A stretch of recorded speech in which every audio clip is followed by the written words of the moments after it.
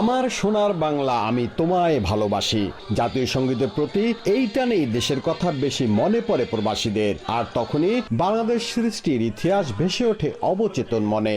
9 মাস যুদ্ধ শেষে স্বাধীন বাংলাদেশের লাল সবুজ পতাকা বাংলাদেশিদের গর্ব।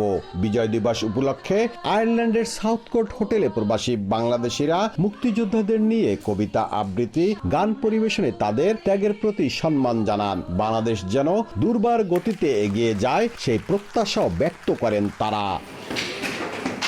এসব আয়োজনের পাশাপাশি ছিল শিশুদের চিত্রাঙ্কন প্রতিযোগিতা।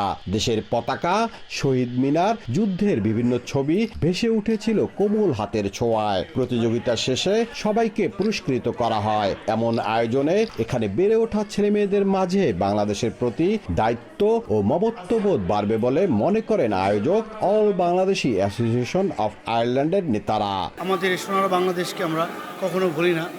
বিদেশের মাটিতে এসেও বাংলাদেশের শিক্ষা সংস্কৃতি বা বাংলাদেশের স্বাধীনতা যুদ্ধের গৌরবময় অধ্যায়কে আমরা সবসময় স্মরণ করি। এখানে আমরা সব বাংলাদেশিরা, মহিলা, পুরুষ এবং শিশুরা সবাই এসে একত্রিত হয়েছি এবং এখানে আমরা বিজয় দিবসের গুরুত্ব সম্পর্কে আলোচনা করেছি, ইতিহাস আলোচনা হয়েছে, একটি ডকুমেন্টারি প্রদর্শন করা হয়েছে। এর আগে বিজয় দিবস উপলক্ষে ডাবলিনে একটি ব্যাডমিন্টন টুর্নামেন্টেরও আয়োজন করে all Bangladeshi association of Ireland. বিজয়ের আলো ছড়িয়ে পড়েছে প্রবাসেও। এই আলোতেই লাল সবুজের পতাকা হবে আরও শানিত। সবার আগে দেশ, এ নিয়ে নেই কোনো আপোষ। এটিই প্রবাসীদের বার্তা। সৈয়দ জুয়েল, সময় সংবাদ, আয়ারল্যান্ডের লিমরিক থেকে।